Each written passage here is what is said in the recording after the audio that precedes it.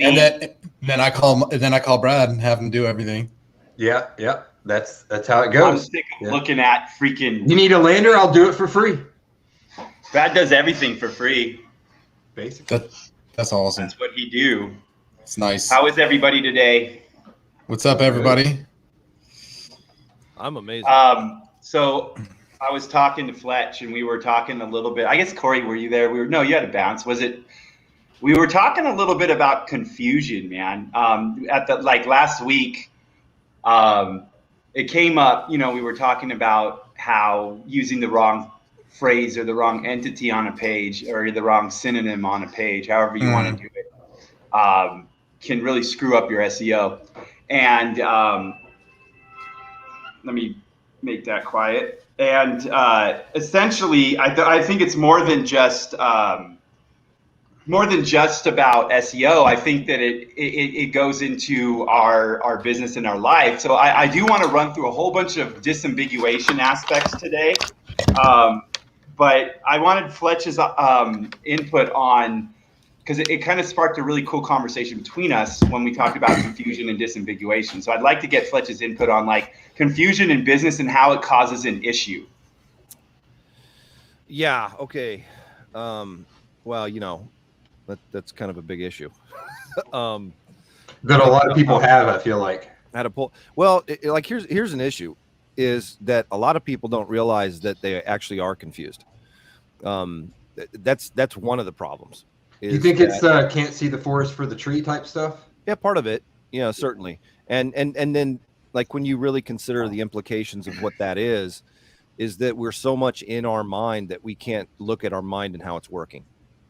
And as this applies to SEO. This is a direct parallel, right? Because you can look at the internet as a neural network as well, and how things are connected and linked up and what triggers what, and that's your page structure and your interlinking structure and your inbound link structure and all that kind of thing. Your mind by default works the exact same way.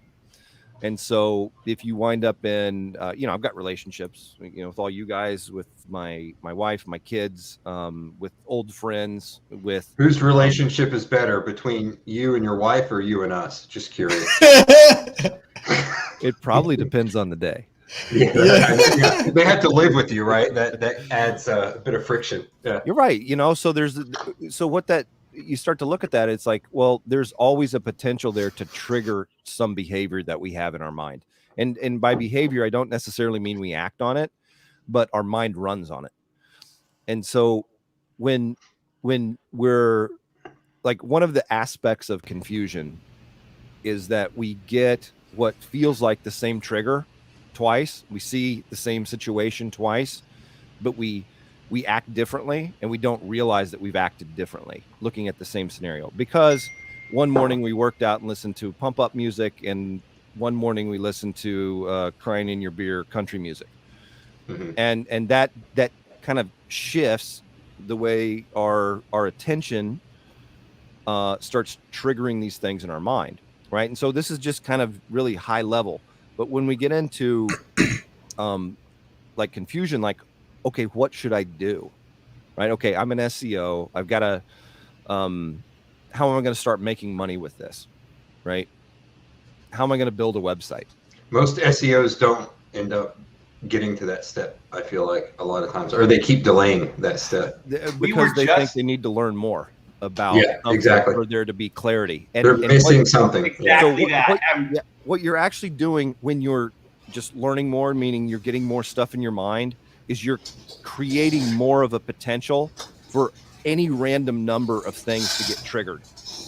And there not be a decision-making process that you as a conscious being goes through to begin to sort this out and make sense of it and make sure that the path leads where you want it to go and isn't going to just be like the thing that feels like what you need to do right now because you're pumped up. You just got done going to a Tony Robbins event or whatever. And then why does that fade over time? And it fades over time for 99.999% of the people. Yeah. You know who it did help, the same way. Oddly enough, is Humiston. Yeah, he's rocking it, man. Yeah. He went to that. Here's the thing. We were just talking talking out of his feet, though. Yeah, we were he just took, talking about he took checklists, massive Brad. action. Yeah. Let's Yeah. go into checklists because I want to get into SEO because there's a hell of a lot to cover with it. But Yeah. we were just literally talking Yeah. about checklists right before Fletch came on. And that's the thing about, so we can look at like testing and we can look at, correlation data. And I love having that when it's accessible. I like knowing people that gather that. I don't. But I like myself- knowing people that gather it so I don't have to. Exactly. Right.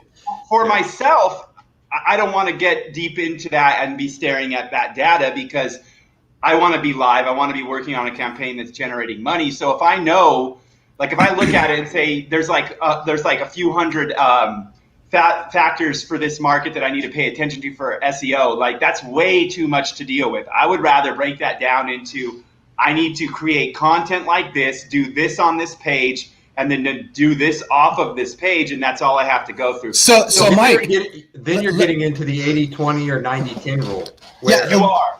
but if you back out and just back out of that to get back to folks that are, let's say, just getting started in the industry or any kind of entrepreneurial journey, you can get lost just looking at all the things that you're supposed to learn. So if your checklist is zoomed out a little bit, so and you take every single 15-minute block of your entire day and you write it out. Let's say like on Sunday, I have a general's tent meeting with myself. I spend an hour. I go through every single day of the week. I block out every 15 minutes, whether it's workout time for 45, everything, meals. And then it's like I have this amount of time blocked out for doing cold calls. I have this amount of time blocked out for working on client stuff.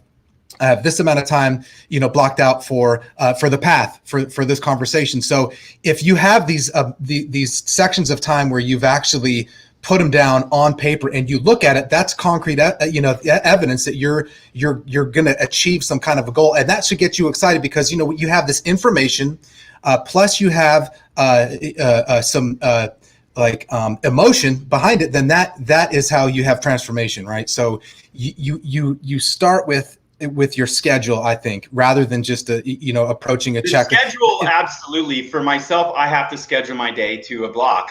For SEO directly, I think narrowing down those checklists and like your SEO task list, your SEO checklist is probably the best way forward. Even like, what do you think about 100%, with staff? I mean, we don't want to tell staff about these 5 things. Like we'll go right out of here into disambiguation of our stuff in SEO, because I was looking at it and there's so much that you can do. Like we have one way of disambiguating some SEO, which is structured markup, right? So we've got schema.org right there. That is one way of disambiguating something. But does our staff need to know every freaking piece of this, or should they just know that we have a plugin that does the markup that we want to use, and this plugin has to be installed right there? So where does the confusion tie in there with those SEO processes when we're actually running a business, right? So I think like what Fletch was talking about with,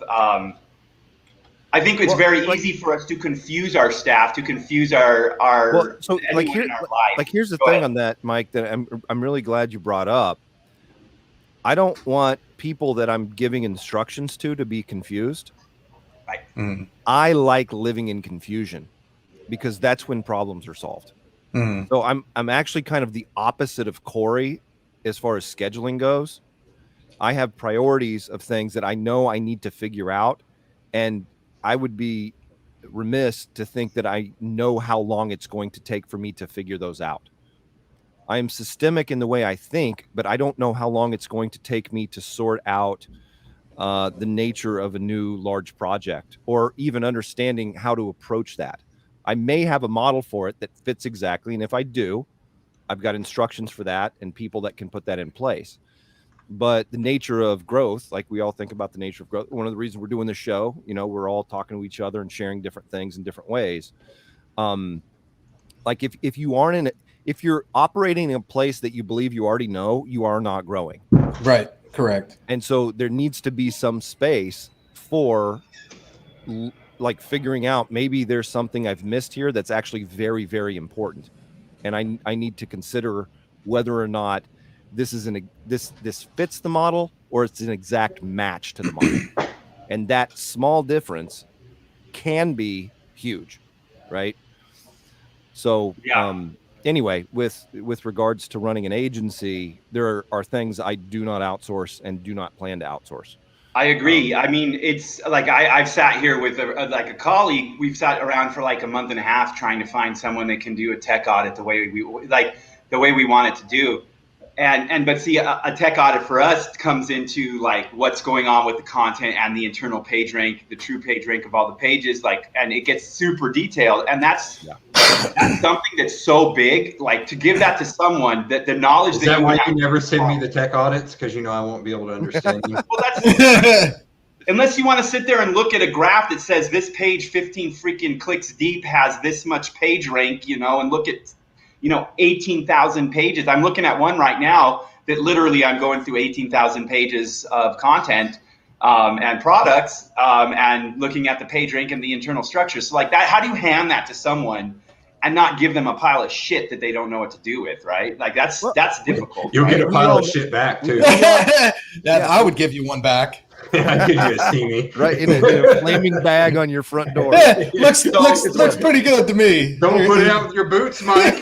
Yeah, no doubt. I wear muck boots all the time, but muck boots. Yeah, I wear. They're apple bottom like jeans. Almost like they're like maybe mid calf high, but like so they come up to like here on me.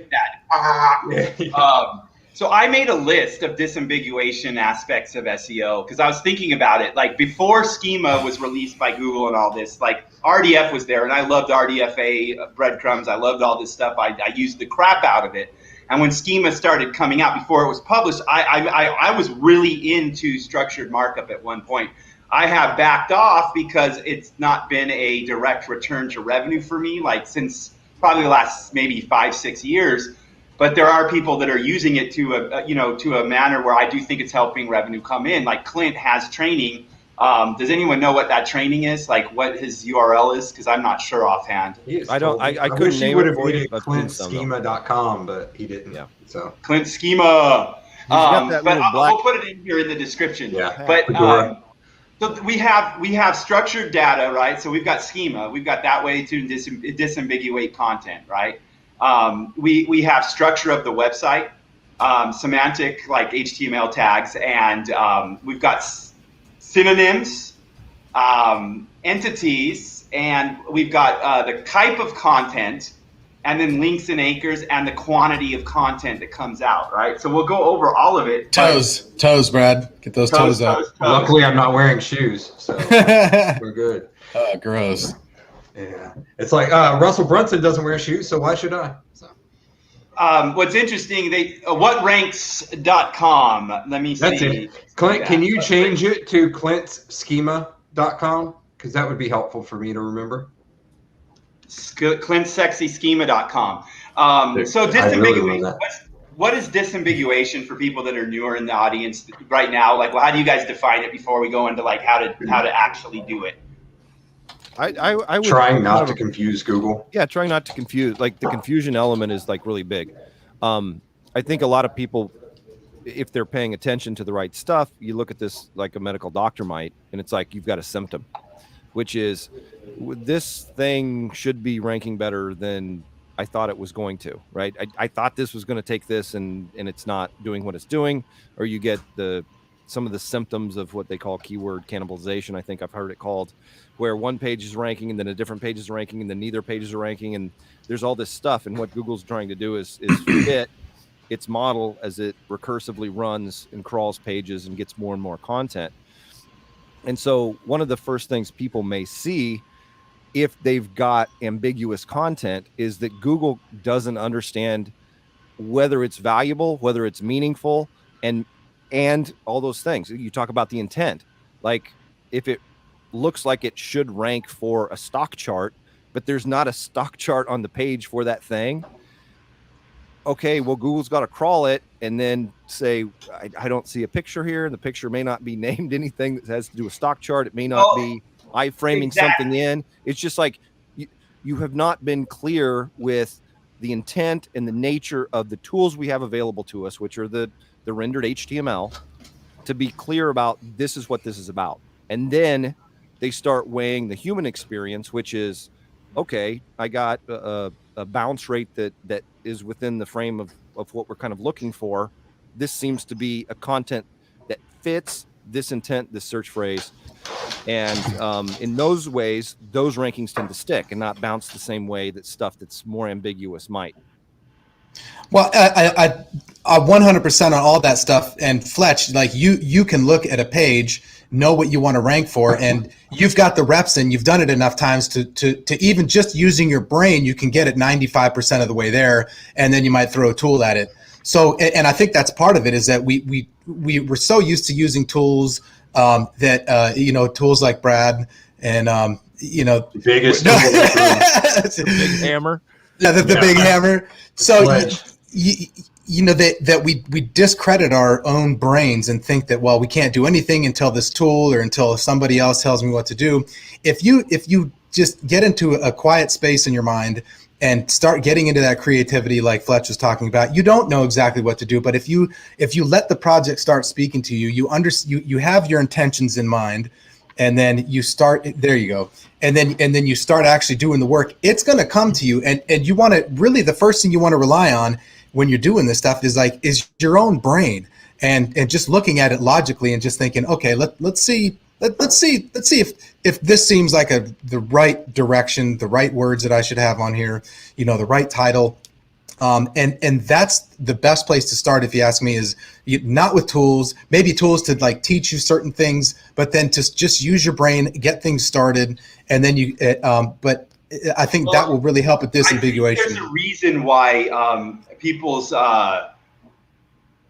tools are data related. Like the people that I know, they're not using these like necessary fancy link building tools unless they're writing their own thing and they're doing their own structures and spam, right? What Clint says. A tool that collects data to me is way more useful than a tool that does a task, right? Because we can automate any freaking task, but if I can get data, then I have damage I can do. I love what Clint said right here. Yeah. And so if we look at like Medic back then, and what were we doing before that? We were creating content to drive traffic that was pretty much just deceiving a user to get traffic onto the site, right?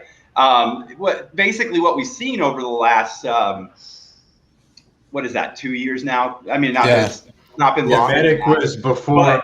It's two and a half. Yeah, it's two and a half. Something like that. Time flies. But we basically, what we have is Google's like, they're better at like, okay, I understand this freaking page or this concept, right? So if we go into that list that we were talking about, I think the first one I mentioned was structure, right? So if we're building a site, right, do we want to have a freaking site that's flat, or is it better to like maybe put some freaking keywords in a folder or something like that? Seriously, like your site structure. Do you want a flat site structure completely, or would you like something that's broken up either physically or virtually into identifiable concepts, right? Like, I mean, what's your thought on that? I think it depends on the site, right? Yeah. Well, it can, but I will say a lot of the times when you look at flat structures, it's like even from just a flow standpoint, it does a lot of disservice to stuff. But I use hierarchies, so I use nested folders. Yes. It doesn't mean that there aren't things that are on the same level, but there are some terms that are somewhat subordinate or fully supportive of really one parent concept. And in those cases, I use a subfolder that's going to include the pages that support that singular concept. It doesn't mean one or two of those pages might link over somewhere else, which is why like silos are not the strict way the modular link silo to learn about them is one thing. I do use nested content with my folder structure on. Now, it doesn't mean we have to build that way. But having a folder that's like, if we're doing SEO or something, having a folder that's SEO over news, that's going to take the general concept of the site potentially, depending on now we're not talking about optimization points right now. I'm not talking about the domain name versus the folder structure. I don't want to get into that. Just want to get into the fact that we can disambiguate a category based on a site structure, right? We can literally name categories with a folder, right? Yeah. And like you mentioned, categories and tags, like these are a tool available to people who build in WordPress that, when you're getting started, it can be a lot to think about. But as I started looking at them, I was like, we got, PB Insights and all this kind of thing. And no, don't use, don't use tags and categories, like don't let those pages get crawled or what, like however it goes about it. It's like, well, yeah, if you've only got 3 articles, there aren't really categories, but if there are categories, use them, because that's a page that has relevant content for people who are looking for some long tail variation of something that you didn't consider. So you're saying we shouldn't hide them? We shouldn't hide those categories, Fletch? On websites that have enough content where it makes sense to use categories, I use categories. Yeah, no, absolutely. So here's the thing. If you have here, we can look at it like this. So if we have a category, this might be the topic, the top level of a topic, right? Like if we're doing SEO, we might have a off-page category or a link building category, and it might be broad enough for us to actually create a page for link building that is a category page, right? That covers a lot of those topics, and we might come off of that and have other support articles that are talking about that. I mean, we're talking about, you know, whatever the hell you want to call it, a cluster, a topic group, a hub and spoke, whatever. It doesn't matter what you call it, but it does. The concept is super sound, right? So the next thing I had listed was structured markup. And that's basically what we're talking about is schema.org, right? So if we get into structured markup, we might have something where it might make sense to come in and use a breadcrumb to start tying our pages or our sections together semantically, basically through the breadcrumb navigation. And I will say that, like we were talking about silos and we're talking about modular links a lot, breadcrumb navigation and intent-based navigation can do some freaking wonders for a site. Like that is my true belief in what I see. Breadcrumbs are amazing, but like I used to love RDFA breadcrumbs. There was a plugin I used all the time for my sites because it did a great job of popping stuff in SERPs, right? For different elements that were in the SERPs at the time. Hey, Mike, just for the sake of people who may not know like what breadcrumbs are, like explain that, like as far as how it shows up on a page, as far as being like links to other levels or it, just walk through that for people, because it's it was something I had to look up when the first person, I think you may have been the first person that I was like, what the fuck is breadcrumb? Like I've seen that someplace in WordPress, but I need to look up what it is and then start to understand why it could be important, right? Right. No, so a breadcrumb, and if anyone doesn't know, it's internal navigation that I essentially look at it like I can get page rank flowing, I can get topical relevancy flowing to a page in a certain structure that ties that structure together for Google. I don't know if I can explain that in an easier way. It's essentially a secondary navigation that just focuses on your categories and the way your hierarchy, your site hierarchy, essentially. The nested hierarchy. Yeah. So you'll see home, traditionally home, and then a category, and then page. Right, and yeah, it's like a live map of exactly where you're at in the site that's displayed at the top of the page. You can go forward and backwards within the hierarchy. Yeah. So like a practical example would be like pets, dogs, breeds, and then specific breeds, and then like bones, colors of breeds. Yeah, right. So you'd see that. If you're, like, I was thinking, like a pets, PetSmart, right? Okay, yeah, exactly. Yeah, and then again, talking about disambiguation, you kind of know where you are within the nested hierarchy potentially of the way you built that site. On a flat site, that's not going to really be something that works easily the same way, right? Because it helps you just a node. It helps you avoid orphan pages, which are pages with absolutely zero, no way to like they're just buried. Yeah, right. Unless you know the URL, you're not going to find them. Yeah. It is extremely important, especially with the latest like updates that we have intent groups tied together on our sites. If we are not bringing the intents together and we're not doing and grouping pages in a proper manner, then we are at a disservice. Whether people want to like admit that or not, like really, I think it's probably the most important thing in SEO at this point in time is the intent of the search. Well, and so like what I consider, and I may be misinterpreting what you're saying, but as an SEO, you can purely be like technical, but unless you start to understand the intent, which includes marketing, which includes the mind, you're going to have one less tool than other people have.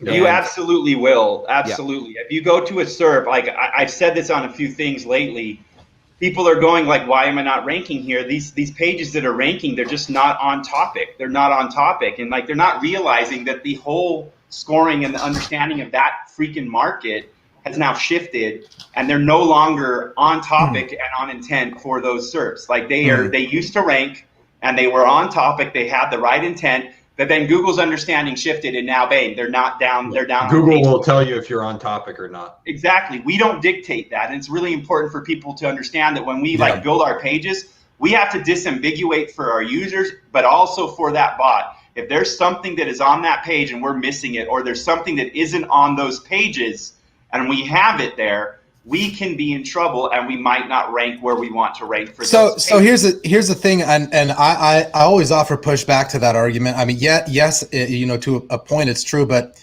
if the query deserves diversity, and you go and you find these topics or these pages within a certain topic, let's say it's an e-commerce query, but you've got some research pages on there, so you write a research page that's on par with everything that's on there, and then you scroll down, like the second result is let's say some from like NHBI category page or something. and then you've got a product page, and then you've got like an article in a magazine that talks about it. So you do have a diverse set of pages that we're looking at, Mike. So when it comes to that, and somebody's trying to figure out what kind of content do I need to have on my site that I want to have ranking on page one. And sometimes you get lucky and you get two of them. You get the product page, you get an informational page. But in general, what's your process for? So it goes into sub-intents, it goes into subtopics, but also one way to talk about, I said content types, we're talking about disambiguation. We can reinforce the strength of our page. I think your FedEx guy is lost. Right behind you. We can reinforce the topic and the intent of that page by using multiple content types. If we have an article and we create a video and embed that, and we have audio and we have imagery. I like multimedia pages. Yeah. Exactly. Yeah. Now we are using this to disambiguate our page and strengthen our topical relevancy, and that also addresses what you're saying, Corey, because now what I'm starting to see in a lot of markets is that what people call hybrid intent, sub-intent, whatever you want to call it, subtopic, whatever. There's starting to be a lot more of these robust, like multi-intent pages delivering in SERP, right? Like a robust woman. And one of the ways I look at that, Mike, is like if you consider, like Google's trying to understand intent, they're trying to understand meaning, they're trying to categorize your page according to something. And if you've given people verbal content, if you've given people a video, if you've given them some pictures, Google says, hey, that might be a safer bet, because somebody might want to read, somebody might want to watch a video, somebody might want to look at pictures. That's a good point. Different thing. Like having those available makes you a safer bet on top of having some other ranking factors. That's a good point. It's just there's going to be likely potential. Like Google is I won't say smarter, has way more information about this stuff than you realize. Way more. And their ability to start to say, hey, this is safe. There are more pages on the internet than there are stars that like freaking in the sky. Like no joke. Like dude, there is. Yeah, no, I'm not even kidding, dude. Like what you are seeing when you look out there, I'm telling you, like it is no stars right now. The number of pages that are being created every day, you wouldn't believe it. Like no joke. I would believe it. I've seen the amount of pages we can create in a day. I saw the stat somewhere. I wish I could reference it, but they referenced the number of stars and it referenced pages on the internet. And I think it was like a year and a half ago, they said it surpassed, is where I was reading. So I can't say that's a fact, but I believe it, because back in 2006, I watched a single group triple the size of Google's index overnight. Like literally overnight, they tripled the size of the index. I think it was 2006, 2007. And that's been going on daily forever. I mean, the amount of information that is put out there, and Google's getting really good at understanding what a page is and if it's worth even looking at, because we've got the discovered not crawled information from them and Search Console and all that shit. If you're getting that, realistically, that's them telling you like, yeah, we know you're there. You suck and we don't care. Yeah. You know, then you got pages that are useless, essentially. Just like me in a bar. The unibar? Me in a bar, not a unibar. I'm useless in a bar. like big time. Yeah, So I go. They said the girls say, "We know you're here. Okay, stop buying us drinks because it's not like just go home, sir. You're still muted, so I didn't catch that comment, Josh." you're muted, bro. I'm glad. Yes. that was not Good. Yeah, I just said I'm not going to it's going to comment be on hurtful. that. Yeah. Okay. Yeah. So there is a great way to run keyword research comment is to run. This is a little off topic. 100% Keywords true. are big for intent, right? And are big for disambiguation because Well, then you're going to keywords. have conversion data at that point. Yeah, You see, know what exactly, and that was the comment I was going to make on that. Is that you can get all kinds of keyword data that is just research related. You'd be like, it's probably maybe some good things, but if you start to see some conversions coming in on some random keywords that you never thought that you like just never crossed your mind, which happens all the time. With a caveat for SEO, guys. Seriously, with a caveat for SEO. For people that are new out there, if you go out there and just grab everything that is on, that is converting for you, and you start throwing it up like without organizing your site, you can screw up your rankings. Like literally, Well, you're going to need to organize your site, and that goes back to PPC to fully taking advantage of your PPC campaigns. You're going to have to organize that as well and put it in line with your SEO efforts as well. But if you're just starting out, you know nothing about it, you put in some broad match modifiers in there and see what comes in, and then you can start dissecting the campaign as well as utilizing that in your SEO efforts. I think that's going to. What I would do, this is the process I would do, like just off the top of my head, grab that data that's converting, throw it into Keyword Cupid, get your content groups out of Keyword Cupid and start building that way. And I use that a lot to kind of look at and just visualize the mind map of like pages that are already ranking and how to do internal linking. But like, I think what people run into is that they make a problem for ambiguity and they basically cause issues for Google when they go in and they start to pull in long tail terms. And we talked about it like in spam sites, right? If we go out and we build a spam site and that spam site is about dog walking and we start pulling in, or let's just say it's about gambling, right? It's about gambling. And we start pulling in gambling while you're walking your dog. We start pulling in gaming keywords, right? And those gaming keywords start to pull in PlayStation and Xbox and the names of video games and all this shit. We're now building a website that completely skews the topic of itself. And now we are no longer strong for the gaming online for money kind of SERP query. Now we've just gone and blasted out ourselves into a online gaming topic. And now we're looking at Xbox. That should be a completely different site. Nothing to do with what we want, right? Yeah. So keyword research needs to be done in a way where you're pulling those terms, but then you're actually grouping those terms. I think that a lot of the new people find like information on how to do keyword research, and it comes out to something like Keyword Shitter or Uber Suggest, grab all of that and throw it on a page, right? And it just doesn't work that way. I mean, you can get some ranking, you can do something, and throwing shit at the wall, is throwing shit at the wall. But to optimize that, you really do need to group it properly, I think, and kind of make sure that you're giving the bot what it needs.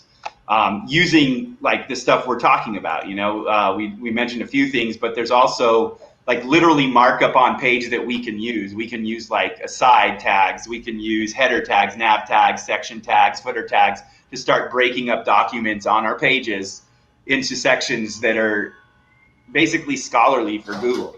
I mean, they are a scholarly search engine.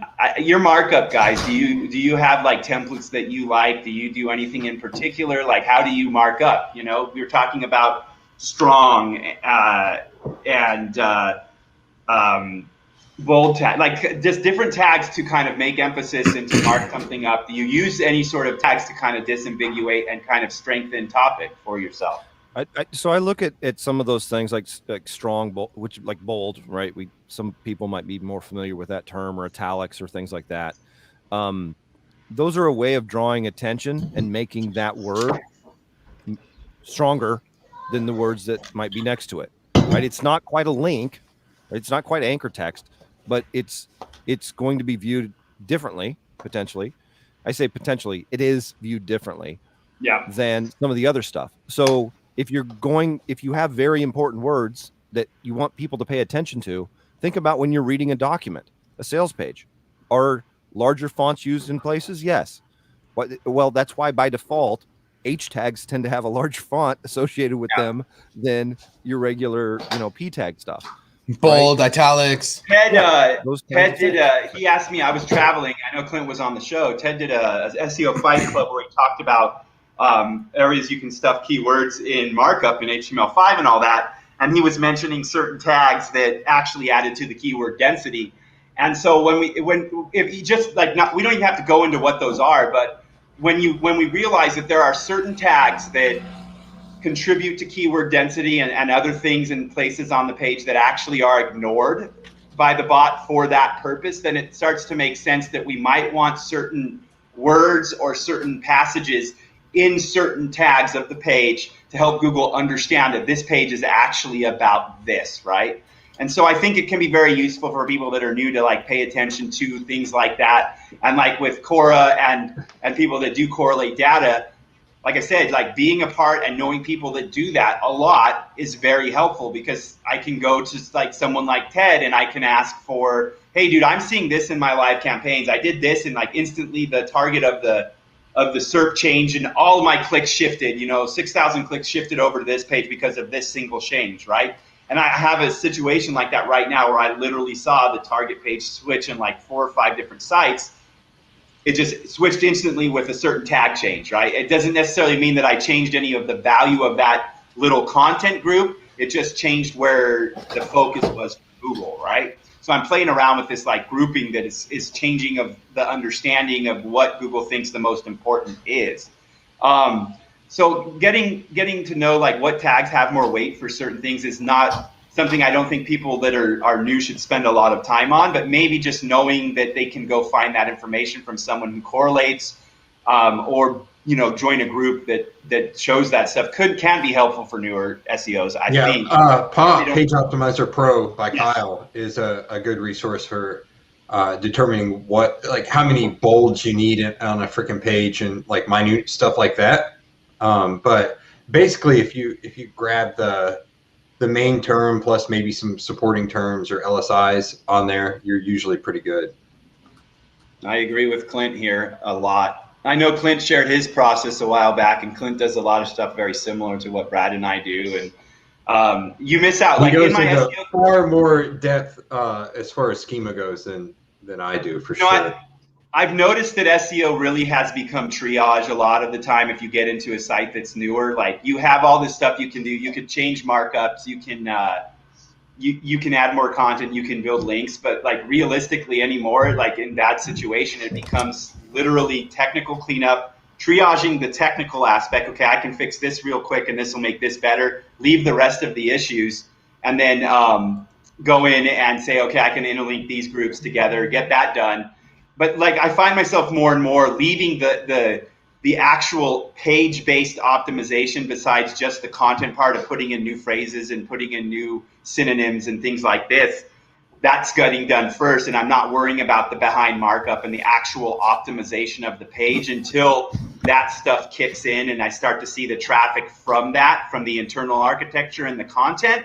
And then coming back in and optimizing the markup based on what I'm seeing Google assigning to that page. So you're kind of just tuning that and understanding for Google as the page is live. And I found that that's probably the best way to do SEO on live sites, in my opinion, is not to go in and try to do everything at once. Right. Go in. Yeah, what you're talking about is you're going to be able to see more once you've walked further down that path than you can see from where you are now. Yeah. Right. No, so absolutely. if you got a site, a page really that's on page 2, it's already getting crawled. It's already getting considered. It's got some good stuff there. You're close. You're close. Yeah. Right. And so for agency people who are getting started, those are your prospects, people on page 2. Why? Because there may be a few tweaks you can make, and very quickly they can go from page 2 to page 1. And now, Corey and I are about to make a tweak on something like that. That I was doing the math and I was looking at this thing and I found something where I think that the tweak potentially could add $10,000 a month in revenue to to the site. And that's one of the bonuses, I think, especially for those of you guys that are out there actually running agencies and you've got a few reps in, you can look at a website and say, I know beyond a shadow of a doubt that if I make this tweak, it's going to push it X amount of positions. I'll get it on page one. And you can drop a guarantee on your work, which is lowering the barrier of entry to potential clients. I want to go back to something that, if you pull up that last comment from, people leave. No, from Digital Tier. Okay. I mean, yeah. It broke up a little bit. Yeah. There it is. So one of these things, like what hit me with this is that, I love those lower search intent phrases that have like 10 searches a month, because I'll go straight for that, just for that keyword. I'll get a page ranking in position 1 quickly. And a page ranking in position 1 is a really powerful page. There's trust rank going to that page. You can link to other things from that page. 100%, dude. Because it's in the number 1 position. It's in the most trusted position in Google's organic search results, and you can push that trust rank. And so that's good. I mean, that page by itself being there has a high page rank because of where just where it lands. So you can use that as like an internal linking, like a hub. You can start linking to other pages.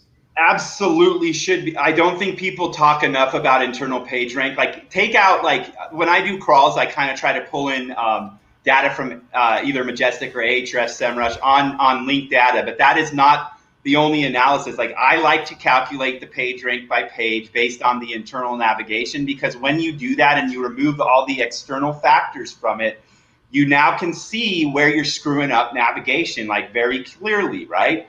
If you realize that there's a whole set of pages that are like forward clicks deep that just don't have a lot of page rank growing on them because they're outside of, say, a certain type of navigation. Like I've seen it with like dentists, doctors, like that multi-practice like businesses where there's like, say, 10 plastic surgeons and they have a CMS that helps like basically promote every surgeon on the single website through like a side navigation.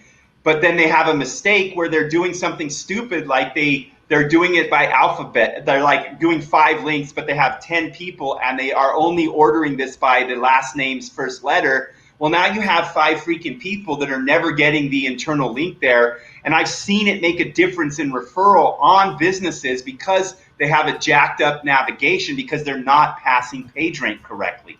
So other doctors are ranking, they're getting this traffic, they're getting the referral traffic from Google.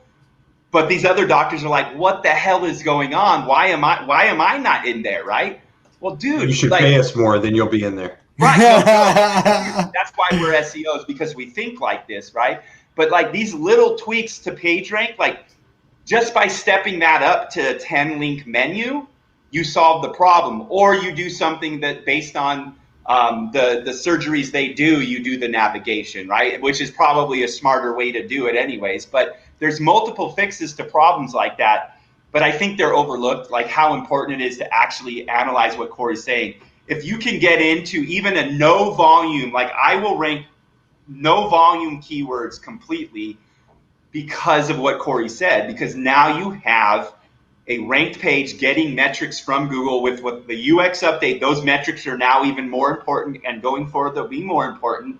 Associate your site in that set of metrics. Now use that as your hub to kind of reverse out everything and then pull it back up into like a hub and spoke model. Like you can get very creative with changing navigation and things like that. That's why some of the best changes you can make when you get a new client is to tweak the navigation, you know? I think it's like probably one of the easiest ways to do it besides going in and doing like what Brad does and like optimizing related modifiers and phrases onto the page. You know, that kills it as well. So Mike, I have a question about that navigation piece, though, Mike, is that, you know, when you have if you have a particularly large site and you have a text navigation, and you're using the main keyword for that text navigation, doesn't that throw off your ratio? I probably wouldn't use the main keyword for the text navigation. Yeah, it really just depends. Like what I've been doing lately is I'll have like a related phrase in the menu, and then have that page down there whatever page that category page is. And then that page might link to something really relevant for like a main head term for that category. But that page is not necessarily optimized for that. It's just related to it. And then so the anchor on the page going out, the outbound anchor text is helping pull that up when there's volume and metrics. Like there's a lot of creative shit you can do. Well, but with, like here's another thing. Yeah, go ahead. Mike, I want to kind of interject because it's something that I think a lot of us have seen and people are paying attention to and doing things with it. But you've got your URL, but you've also got something called a URI. Right, which is a location on a URL, right? And so you can get anchor text about your subtopics on that page that don't go off page. They stay on the same URL, but they just go to a different place on it. 100%. Including those grouped keywords in some page navigation that stays on the same URL is an excellent way of structuring content on a single URL that lets you have anchor that's very appropriate. That's not necessarily pumping up other pages, it's pumping up its own page. And one thing I've been seeing, so what we did see very clearly after June like started, before they announced and like as it's been going, is that the tier 2 in your profile is extremely important. Like your tier 2 profile has become more important at this point. Like I haven't heard a lot of people talking about it, but it's painfully obvious. And so not only just having that anchor text going to the subtopics on that page or whatever, but also what I've been seeing that has kind of shifted, which is really interesting, and I haven't made a like really big decision on it yet, is that like a mini wheel, like linking out from like you're doing a hub and spoke model basically, where you're linking out with that outbound anchor to a page that is very relevant that comes back in with other anchors. But now you're your own tier 2 type of thing, kind of like an iframe kind of doing this thing, and you're doing this closed loop of relevance type thing.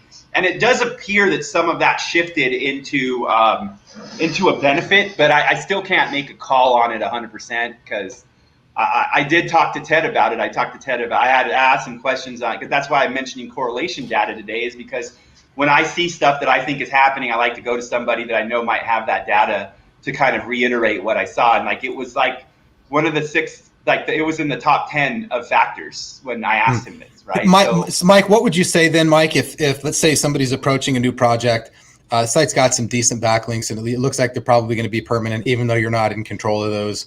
Would you come in ever and just hit the second tier in your first round of linking? Hit the first tier as a second tier? Yeah, bring a second tier in. Yeah. Yeah, it really would be specific on what it is. Like, I do like to, when there's something like that, I would rather, because of traffic to anchor ratios and content to anchor, like off-page link ratios, like I don't like to go in and just throw anchors at something. Like the link profile is going to be the secondary thing when I come in and I see they're completely like screwed. Like, we're looking at one that is like completely screwed right now, right? Like with 1% of what it should have on the homepage and all this crap. But that's not a focus, man. Like that's a secondary to fixing the internal, because the internal is really good. But if I do we have a situation, Brad and I, where we need to increase RD at some point, but we've decided to come down on the second tier because we can get the push out of it from the second tier that we could potentially maybe get from a tier 1 link, but also we could completely skew our traffic to link ratios and screw ourselves up there too. So coming in on that, we need to get more content on the site first before we can continue. More content ranking, basically what you said. Like there is a reason to get content ranking even if it isn't volume traffic, because then you can start to build more links. And that's where content plus linking really came for Brad and I, was that I want to build more links, so I need more traffic, which means I need more links. Right? Yeah. It's all related, right? And also, if they have a solid entity, I always look at that as well, especially if they're interconnected the way they should be. 100%. They rarely are without us doing it ourselves, but yeah, I tie all those together, and then I would come and hit those before anything else if I'm going to start building a tier 2. Yeah, no, absolutely. With the shifts that we've seen in brand ratio, anchors, and things like that, one of the things that we're talking about, like disambiguation, is anchor is like links. Links are a great way to disambiguate what your page is about, right? It's like sometimes you'll look at like a crawl for a website, And if you correlate like the data and the impressions and the clicks of a page, and you see like a really low like internal page rank, like you really should know your internal page rank, because you see a really low internal page rank, high click through, high impressions. It's a good indicator that there's been some off-page promotion that has skewed the ranking of that page, because now if it has low internal page rank but it has high traffic, you can be pretty sure that there is link profile there, which means this might become a great outbound internal linking opportunity, right? So Neil Patel, 100%. So there was one thing I was going to mention, just because the word correlations come up so much, and it is really one of the primary ways that we do research in SEO and really kind of almost in life. There's you can look it up, called Spurious Correlations. There's an actual book, there's a page about it, and this is why a human needs to be involved, and a human that actually can think, is that you can absolutely come across yeah, close your ears, Brad. I'm not listening. You can absolutely find things that are almost 100% correlated, but they're not causative. Right.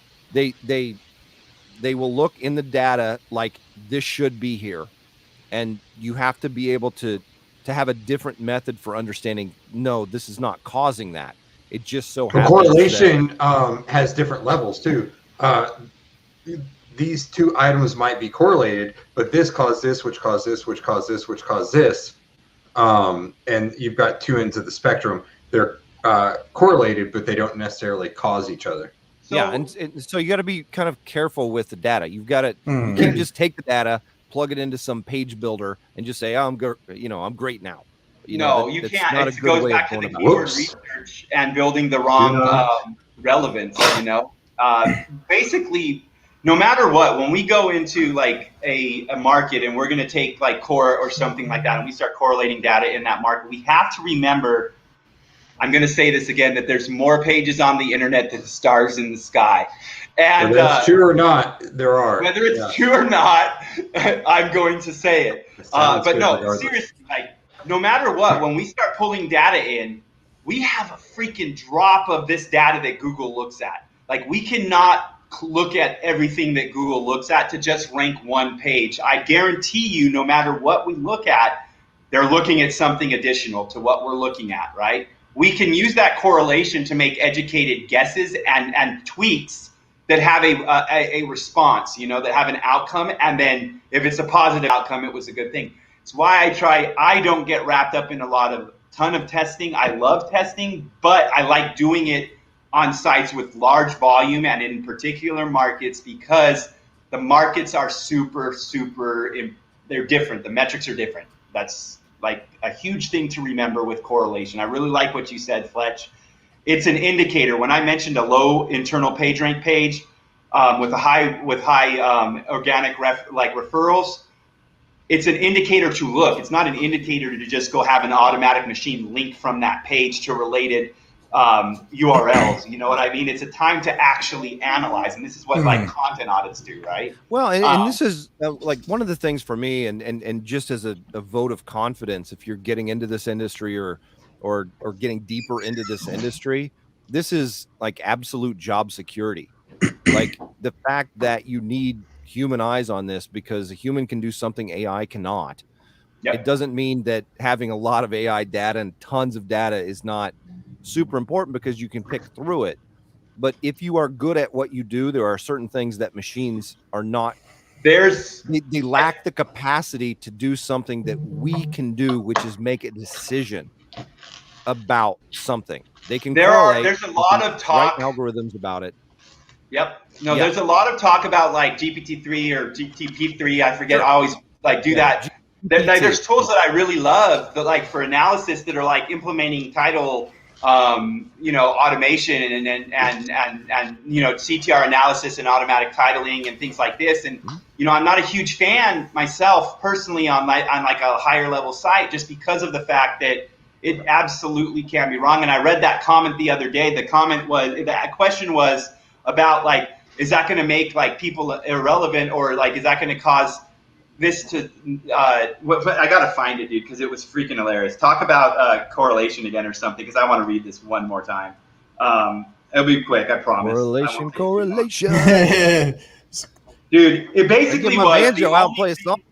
Let's hear it. Yeah, it's gonna be deliverance. Okay, here we go. Here it is. GPT-3 will decrease dependency on a writer. Is this right, that GPT-3 will decrease dependency on a writer? And I gave this guy an award, dude. His answer was nope. Look at the examples of GPT-3. The only thing that stuff will decrease is site traffic. And I was dying laughing when he said it, because what I have seen a lot of people doing, I agree with that they're making a mistake. What's GPT-3, Mike? I don't think I can give like a technical definition. It's a natural language processing software that will auto-generate content based on a seed that you place in it. Yeah. Okay. Some structure of an algorithm for the intent of the content that you're going to write. Okay. And yeah. So. And no, it is. I mean, and it's really easy if you think about it. You look at pages, and like I have a campaign right now in a top 5 CPC market with Brad, and we're having our impressions skyrocket right now, and our click-through rate is not bad, but you can see the graph. Like it's a pretty normal graph that you see when you start to fix issues, which is, impressions skyrocket, then clicks follow. And people get pressure to like, let's go make changes on title tags right now. Let's go do this and that. But I still say, let's wait a few weeks and see what the hell's going to happen here. You know what I mean? So like automating that, I think the timing can really go wrong personally. Well, and then what you pointed to there, that people who are new or are not looking at the data as often as other people are going to think, okay, I got a movement in the SERP, and then it's going to stay there. Like, no, it winds up hopping around all over the place as more crawls take place. It's doing all this stuff. It disappears for a while, and then it pops back somehow on page 1. Like, yeah, if you micromanage your I rank number 3 for something, it's like, no, you rank number 3 for something from someplace when you searched for it. I told someone the other day, and let me, I might have it right here, what I wrote to them. And it was a question. They're having a situation in a high market where they're at position 8 to 10 or 8 to 11 or 12. And they're like, well, we were like page 1. We were like position 1 and 2 for like 8 hours, today. And then they cleared their catch. What's that? Then they cleared their catch. Yeah, right. No, they were legit, but yes, that's probably 99% of the time they cleared their cache. Absolutely. Or a different database preserving the results. When I first got into SEO, I'd search the same shit over and over and always click on mine. I'm always number 1, and I'm purple linked. Exactly. I was logged in, and I go to a different computer. I'm like, look, I'm right. Oh, fuck. Uh-oh, what happened? Alex is right about what computer's he said, broken. but it's a different topic. But really, what I told him, I said, look, you don't have a ranking problem at this point. You're like right there at the top of page 2, and you hit 1 and 2. It's a visibility problem at some point, right? Like once you hit like position 100, like you've ranked, okay? And now there's tweaks to make to get you up to page 2. And then once you hit page 1, now it's a metric game. Now it's a CTR game. Now it's a freaking visibility game. Now it's a freaking fulfillment and an intent game, right? So I think that's important to understand, is that we get to a certain point. I forgot why this started, dude. What was the topip before? Well, like the seed of it that I would circle back around to is like we were talking about the CPT, right? And the auto-generated content. And will it decrease the importance of a human writer? I would actually argue with the person that said that and argue in a way where it's like, well, sometimes like there is absolutely cases where the content on the website sucks, and that thing is going to kick out something way better than they have. I saw one the other day. It was a national keyword. I was just browsing a new niche, and I found one. I was like, this has got to be spun content. How the fuck did they get this up here? And it's like a big keyword, I was like, but they did it somehow. They got it up there. Maybe it's not as competitive as I would think. It's probably something that I wrote. Yeah. And you didn't spin it or anything. Yeah. It's like, Yeah. You what is that? The Dragon or whatever that you record your Drag and voice? dictate. Yeah, it just auto corrects a bunch of weird words. Yeah, exactly. Yeah, that's how Mike writes. It's awesome. Well, and then every time I say Missouri, all hell breaks loose. He doesn't know what the hell to do with that, right? Yeah. What does that mean? Missouri. Yeah. Yeah. MO. Exactly. Yeah, we need a hillbilly version of Dragon Dictate. Yeah. So the question will end on with correlation, like with what Clint said. We kind of got there already. I didn't get through all the disambiguation stuff I wanted to, but that's okay because some good stuff came out. Is if we see like on a correlation report that it says the outbound anchors is like one of the top factors in a market, like on a page. Where do we go from there, right? Is that outbound anchors to an external website? Is that outbound anchors that is to another section on the same page? Is that an outbound anchor to another piece of content on the same website, right?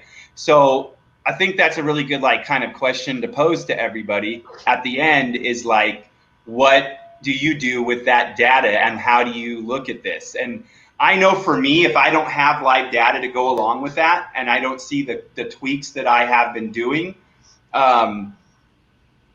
there's a lot of question that I can't answer. And I don't think testing individual small sites gives me the answer that makes me comfortable for myself. Right. So, well, again, I think this goes back to looking at some of the data that the tools spit out is that you've got some outliers that skew all of the correlation for everything that you're looking at. So, if you're got outliers for sure, you need to have not just a programmer, but a data scientist who understands like really SEO as well as data.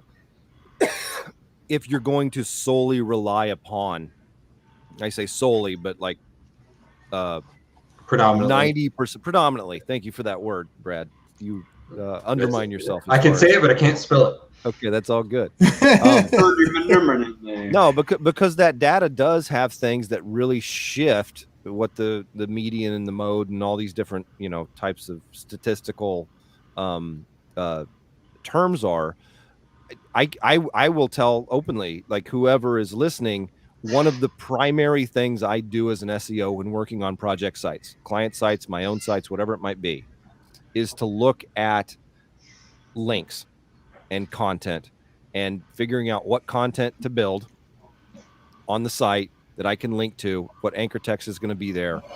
And after that is done, do I start looking at other external links that are coming into the site and looking at building those? I really focus on the site itself and the pages itself, right? And understanding what related anchor text I can put here that makes sense. What related content that means I probably need on my website to support this concept, this little bundle of meaning that should be there. And it's also quick to rank. It's quicker than relying on a new link coming from someplace it's never come from before, as well as being rather like affordable to implement, right? Which means you've got you can either lower your price and get more clients, or keep the price the same and have a higher margin. So good. Hey, quick note before we get off. I've been getting asked by a few people about the event. Any updates? Do we have the main event? The main event, it is the end of September, and we will be announcing. Yeah, we're waiting until Craig gets out of lockdown to make sure. Yeah, it's kind of funky right now, It's Boris extended it until July. So, jeez. Yeah. What Fletch said before we go is one of the things that I've always hated about certain training groups is like the people that always talk about going in and linking before they do something. And I've seen so much bad information taught to new SEOs about going in and just build links right away instead of going in. Like I say audit, and I don't mean like SEO is all just technical and we have to look at the server and have to look at that all the time. We do, but when you are auditing all of that, like that's where all this correlation comes into play, like making sure that you know what the traffic is on your website, where it is, on what pages, and associating that. And then you can use machine learning to like determine and run tests to say, okay, this is probably why this is happening. And then you can tweak that way. If you're not going in, especially if you are doing client work on existing websites, if you are not going in and tweaking the website first, you are wasting so much money, like beyond belief. Like you can save 80-90% of a link budget by doing things in the right order. And Dang, so that's what Clint says right there. Step 5, external linking, and stop right there. He says. So yeah, if you're at number 1. Did Clint say that? I was. He posted he posted his checklist. Yeah.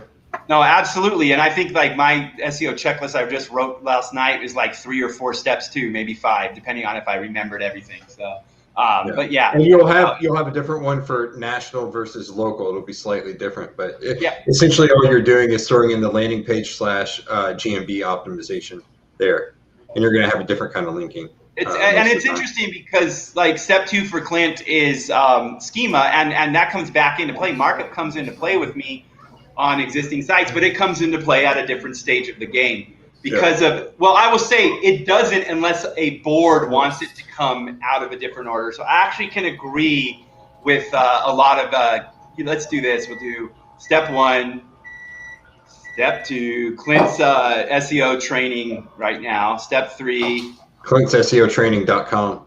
Step 4.